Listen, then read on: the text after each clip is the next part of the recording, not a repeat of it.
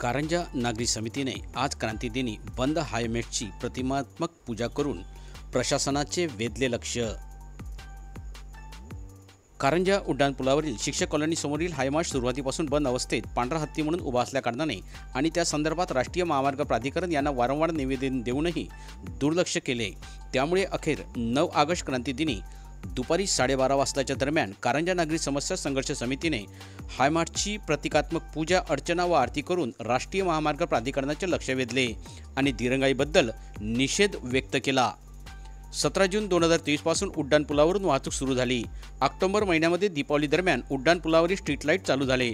उड्डाणपुलाच्या सुरुवातीला आणि शेवटी असे 2 मोठे हायमास्ट या उड्डाणपुलावर आहे। त्यापैकी स्मशानभूमीजवळील एक हायमास्ट मागील वर्षी सप्टेंबर महिन्यात चालू झालेला, परंतु उड्डाणपुलावरील शिक्षक कॉलनी समोरील एक हायमास्ट मात्र अजूनपर्यंत सुरू झालेला नाही, तो बंद अवस्थेतच उभा आहे। हा हायमास्ट सुरू व्हावा यासाठी राष्ट्रीय महामार्ग प्राधिकरण कार्यालयाकडे अनेकदा मागणी करण्यात आली, परंतु याकडे सतत दुर्लक्ष करण्यात आले।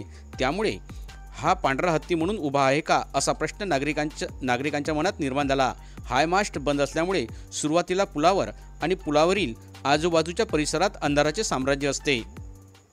अमरावतीवरून नागपूरकडे जाणाऱ्या वाहनांना उड्डाणपुलावर प्रवेश करताना अंधारातून मार्गक्रमण करावे लागते। हायमास्ट सुरू झाला तर वार्ड नंबर 14 तसेच शिक्षक कॉलनीचा परिसर, वार्ड नंबर 16 मधील घागरे हॉस्पिटलचा परिसर, नारा चौफुली परिसरापर्यंत उजेड पडेल। सदर मागणीकडे जांडू कंस्ट्रक्शन कंपनी आणि राष्ट्रीय महामार्ग प्राधिकरण याचे दुर्लक्ष होत आहे। नाईलाजास्तव या हायमास्टचे प्रतिकात्मक पूजन करून प्रशासनाचे लक्ष वेधावे लागले असे नागरी समितीने म्हटले आहे।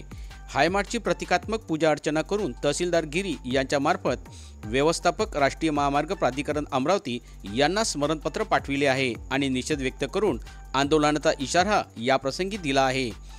याप्रसंगी निवेदनावर बंडू पराटकर, विनोद दंडारे, विनोद चाफले, राजेंद्र इंगळे, AU नागरे, SM मानकर, रमेश बारंगे, विभाकर ढोले, अनिस मुल्ला, AS सुरोशे, गो पाटील, मधुकन ढोबाळे, गंगाधर भुरे, रामभाऊ खौशी आदी अनेकाच्या स्वाक्षऱ्या आहेत।